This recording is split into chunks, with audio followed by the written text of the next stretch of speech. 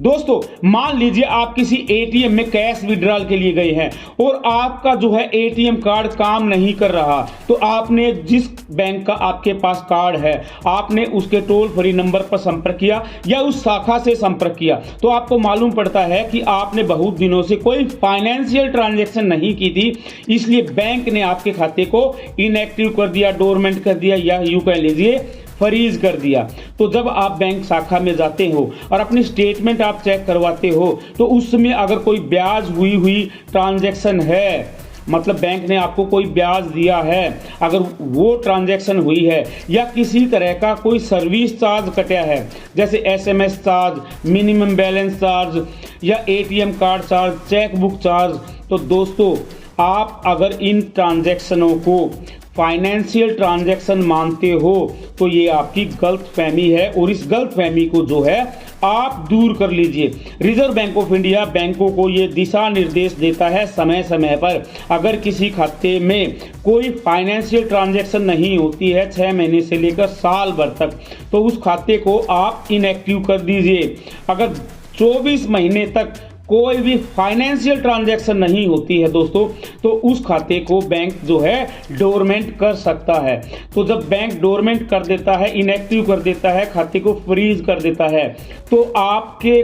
अगर अकाउंट में कुछ बैलेंस है तो उसमें सर्विस चार्ज कट सकता है, मिनिमम बैलेंस चार्ज कट सकता है, एटीएम कार्ड जो है और चेक बुक के चार्ज कट सकते हैं। इस तरह जो है आपका जो बैलेंस रखा हुआ है वो भी खत्म हो सकता है या वो मिनिमम जो बैंक की ज़रूरत है उसको पूरा नहीं करता तो आप पे पेनल्टी लगती है दोस्तों।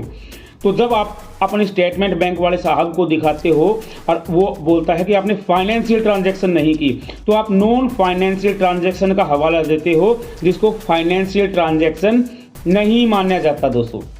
तो आज इसी पे चर्चा करते हैं कि ये फाइनेंशियल और नॉन फाइनेंशियल ट्रांजैक्शन क्या होती है। दोस्तों फाइनेंशियल ट्रांजैक्शन वो होती है अगर आप अपने खाते में कोई कैश जमा करते हो या कोई कैश निकालते हो या यूपीआई से, एनईएफटी से, आरटीजीएस से कोई फंड ट्रांसफर करते हो, अपने खाते में कोई डिमांड ड्राफ्ट वगैरह बनाते हो, अपने खाते में जो है अगर आप उससे कोई शॉपिंग करते हो, कोई रिचार्ज करते हो, कोई बिल पे करते हो, तो दोस्तों ये सभी ट्रांजैक्शन जो है वो फाइनेंशियल ट्रांजैक्शन मानी जाती है। ऐसे ही आप एटीएम से जब कैश निकालते हो या कैश जमा करते हो उसको भी फाइनेंशियल ट्रांजैक्शन माना जाता है दोस्तों। लेकिन अगर आप अपने खाते का सिर्फ बैलेंस चेक करते हो, खाते में कुछ पता वगैरह जो है, एड्रेस वगैरह अपडेट करवाते हो या और किसी तरह का अपडेशन करवाते हो, एटीएम कार्ड इशू करवाते हो, चेक बुक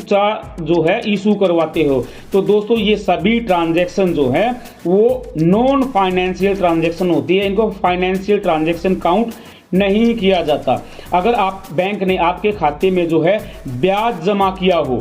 या फिर आपसे कोई सर्विस टैक्स लिया हो जैसे एटीएम कार्ड का, चेक बुक चार्ज का, मिनिमम बैलेंस चार्ज का, एसएमएस चार्ज का, तो दोस्तों ये भी जो है नॉन फाइनेंशियल ट्रांजैक्शन होती हैं। तो दोस्तों जब ये ट्रांजैक्शन नहीं होती है, फाइनेंशियल ट्रांजैक्शन नहीं होती हैं, तो आप पर पेनल्टी भी लग सकती है, क्योंकि जो अमाउंट आप पर है, आपके खाते में है, वो खाता जो है बैंक सर्विस चार्ज के नाम पर जो है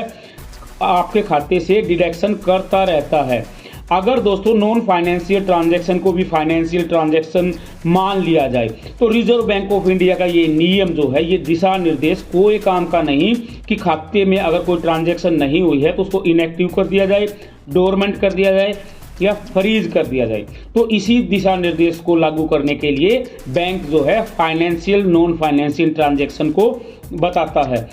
अगर नॉन फाइनेंशियल ट्रांजैक्शन को बैंक फाइनेंशियल ट्रांजैक्शन मानने लग जाए तो किसी का खाता भी इनएक्टिव या डोरमेंट नहीं होगा दोस्तों। जब आपका खाता इनएक्टिव हो जाता है, डोरमेंट हो जाता है, तो आपका एटीएम कार्ड वगैरह काम करने बंद कर दिया जाता है। आपके खाते में अगर आपने चेक बुक इशू की है और किसी ने वो चेक क्लियरिंग में लगाया है, आपके बैंक में लगाया है, तो वो चेक जो है पास नहीं होता। जब आप खाते को इनएक्टिव या अनफ्रीज करवाते हो, मतलब एक्टिव या अनफ्रीज करवाते हो दोस्तों, तो बैंक वाले आपसे एक निर्धारित फॉर्मेट पे एप्लीकेशन मांगते हैं और आपकी दोबारा से केवाईसी करने के लिए आपको बोलते हैं। तो इस तरह की सभी तरह की परेशानियों से बचने के लिए, मिनिमम बैलेंस के चार्ज से बचने के लिए दोस्तों आप अपने खाते में रेगुलर ट्रांजैक्शन करें, रेगुलर फाइनेंशियल ट्रांजैक्शन करें दोस्तों। तो दोस्तों आशा है आपको आज फाइनेंशियल और नॉन फाइनेंशियल ट्रांजैक्शन के बीच में जो है ये फर्क समझ में आया होगा और आगे से आप नॉन फाइनेंशियल ट्रांजैक्शन को फाइनेंशियल ट्रांजैक्शन में काउंट नहीं करोगे। तो दोस्तों आशा ये वीडियो आपको पसंद आएगा तो चैनल को लाइक कर दो, शेयर कर दो, सब्सक्राइब कर दो, क्योंकि जहाँ वित्त है वहाँ वित्त कुंड है। ओम वित्ताय नमः। दोस्तों अगर आप चैनल पर नए हो तो चैनल को सब्सक्राइब करने के साथ साथ बेल आइकन जरूर दबाएं ताकि हमारे नोटिफिकेशन आप तक पहुँच सके। दोस्तों वीडियो को अंत तक देखा करो, बहुत काम आने वाली वीडियो है। ओम वित्ताय नमः, ओम वित्ताय नमः। राम राम भाइयों।